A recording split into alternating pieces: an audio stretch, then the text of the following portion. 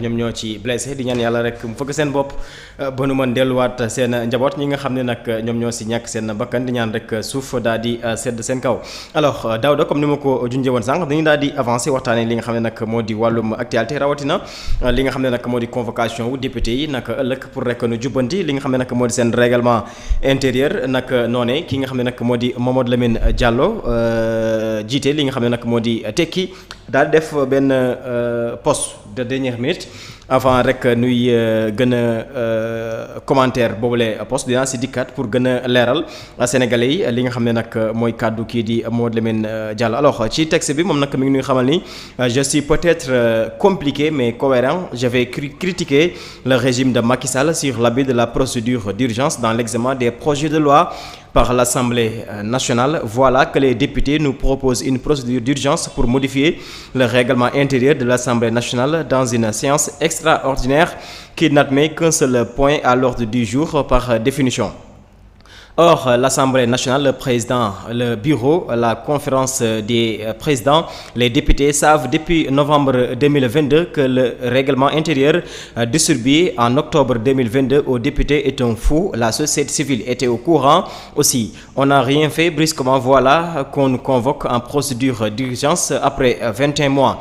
Bien que la correction du règlement intérieur s'impose évidemment, il est temps de dissoudre l'Assemblée nationale pour que le peuple élise des députés plus responsables et plus rigoureuses, d'ailleurs seuls aptes à écouter un discours de politique générale de rupture. N'oublions pas que cette Assemblée nationale qui a voulu prolonger le mandat du président Macky Sall en reportant l'élection présidentielle de février 2024 en violation flagrante de la Constitution n'a été la vigilance du Conseil constitutionnel. Le Sénégal aurait sombré. Cela dit, cette affaire de faux règlement intérieur doit être tiré au clair par la justice pour situer les responsabilités et faire leçon à notre élite politique. Bonne fête de l'Ascension. loolu mooy texte bi nga xam ni moom Mamadou Lamine Diallo moo ko daal di bind jëmale ko rek ci li nga xam ni moo di mbirum assemblée nationale. ci fàttali rek nag ëllëg doyen Alpha nañu convoqué ñi nga xam ne nag ñoo di député yi pour ñu jubbanti li nga xam ne nag moo di seen règlement intérieur. moom député bi nag ñaawlu na bu baax a baax li nga xam ne nag moo di procédure d'urgence bu ñu def pour jubbanti boobu les règlement intérieur. ñu xamal ni depuis 2021 député yi seen bopp ak li nga xam ne nag moo di njiit yi nekk foofu la ci assemblée nationale xamoon nañ bu baax a baax que ni carrément bile règlement intérieur dëppwul ak li nga xam ne nag moo di yoon. waaye aussi société civile bi xamoon nañ ko te amul benn jéego bu ñu si def pour jubbanti li nga xam ne nag moom moo di boobule règlement intérieur. moom nag mu ngi xamal ni daanaka dana war a dissoudre lii di assemblée nationale ndax député yooyu gi fa nekk ñoom ñoo bëggoon yokk mandaaw kii di président Macky Sall waaye aussi ñoom ñoo violé li nga xam ne nag moo di constitution bu Sénégal. bu dul woon taxawaay bi nga xam ne conseil constitutionnel am nag daanaka Sénégal dina traverse ay guddi yu xat lool ci wàllum politique.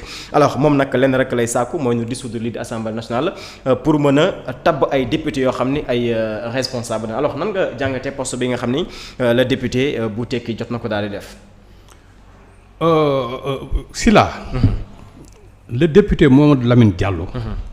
na dindi compliqué bi il est cohérent. li muy wax lu dëggu la. gis nga cette assemblée là doit être dissoute par A ni B. Cette assemblée doit être dissoute dañ ko war a dissoudre parce que assemblée bi mooy assemblée bi gën a yées ci assemblée yi. assemblée bi la ñu gis ci assemblée bi la ñu gis ñu installer un président de l'Assemblée nationale en présence des forces de l'ordre ay gendarmes. ci assemblée bi ci la ñu gisee ne beaucoup d'incohérences yoo xamante ni am na ci biir assemblée bi ci lañu gis sax ay députés présents yu taxaw di bind ay ci assemblée bi lañu gisee ay députés yoo xam dañuy def procuration pour ñu voter leen alors qu'ils étaient présents ñii génn non gis nga cette assemblée là boo fi nekkee tey di ko wax fii ba suba duñ fi jógee assemblée bu lu nekk gis nañ ko fi mooy ñi nga xamante ni malheureusement y a eu de très bons députés yoo xamante ni ñu ngi woon ci biir assemblée bi mais malheureusement ces médiocres là tax nañu ba ñooñu mënuñu gis seen liggéey ces médiocres tax nañu ba ñooñu pratiquement li nga xamante ni moom la ñu waroon jëriñ askan bi mënuñu ko jëriñ à cause de ces médiocres. parce que ci la ñu gis assemblée boo xamante ni xeex mi ngi fii ci la ñu gis assemblée bu ñuy sànni ay nit ci la ñu gis assemblée bu ñuy taxaw di di saaga ay kilifa diine. On a vu du n'importe quoi dans cette assemblée nationale. On a vu un président de l'Assemblée nationale qui n'est pas à la hauteur. nañ waxante dëgg il faut avoir le courage de le dire à des moments difficiles le président de l'Assemblée nationale qui devait prendre ses responsabilités. defu ko bon dama koy wax marionnette la. c'est un président de l'Assemblée nationale boo xamante ni vraiment kenn xamul ban façon président de l'Assemblée nationale la. dañ ko doon dicter muy def donc ñii dañ leen war a dissoudre. on parle de règlement intérieur dañ ko war a parfaire mais ce règlement intérieur là c'est depuis 2022. Il l'a dit c'est depuis 2022. Pourquoi attendre jusqu'à ba léegi di ko defoon alors que au même moment où le premier ministre disait que moom il peut pas venir à l'Assemblée nationale parce que le règlement intérieur permettre ko pour mu mën a ñëw def sa déclaration de politique générale. Pourquoi bruit boobu yëpp am ci on a vu des réactions de part et d'autre et waxul woon directement ak Assemblée nationale. Il répondait à un député bu ko poser question. mu tontu ko bu ko bind mu tontu ko. waaw tontu bu mu tontu député bi war na tax ñoom ñëpp ñu jug. commencer wax lu nekk allant jusqu'à dire que ne léegi ils vont voter ay lois yoo xamante ni dañuy bloquer léegi que le président de la République mënutul dissoudre Assemblée nationale. Tu vois ce que ça fait. ba pare boycotter débat d'orientation budgétaire bi. bi gën a grave une violation flagrante. bu député yi def keroog à l'Assemblée nationale. ba pare président de l'Assemblée nationale ànd seeg ñoom. le DOB qui devait passer bu nga débat d'orientation budgétaire nga bloqué ko xañ ko askan wi. ba pare bëgg a taxaw tey naan da ngay kaas leneen. loolu rek rien que pour ce DOB bi nga xam ne dañ ko surseoir bañ ko rek dàq ministre bi rek jaroon na sur le coup ñu dissoudre assemblée bi. donc assemblée man xaaruma fa dara suba xaaruma fa leneen. lii ñuy def nii peut-être dañuy retarder rek man bu doon suma sago vraiment nañu dissoudre assemblée bi le moment venu ñu dissoudre ko. nañ ko dissoudre parce que nag après tout c'est un nouveau régime et ce nouveau régime a besoin d'une majorité boo xamante ni moom moo koy permettre mu mën a liggéey li nga xamante ni moom la. cette majorité boobu moo koy permettre suba le premier ministre de par sa déclaration de politique générale ñu mën ko approuver gaa ñu mën a liggéey. parce que y a un projet fiable qui est là. qui demande à être soutenu. pour que suba li nga xamante ni moom lañ namm ci réew mi ñu def ko. parce que ñii man je doute fort ak ñoom nga tegal leen loo xamante ni dëgg la ñu war ko mën a ñu war ci ànd ak yow ce ne sont pas des républicains. c'est des gens qui ne sont là que pour leur propre intérêt loolu lañ fi nekkee. ñii di agiter ñëpp c'est parce que xam nañ ne une fois cette assemblée générale ñu dissoudre ko. ñu dem à des élections ñoom de page tournée lay doon day daal di nekk dañ fi wax rek am na fi parti bi fu nekkoon. seey na d'autres députés viendront députés yoo xamante ni dañuy nekk en phase ak li nga xamante ni mooy aspiration réew mi. donc man je suis entièrement d'accord avec Mamadou Lamine Diallo. pour que ñu dissoudre cette assemblée. bu fa premier ministre dem lii ñuy def nii bu ñu paree nañ leen faxas daal ñu dem.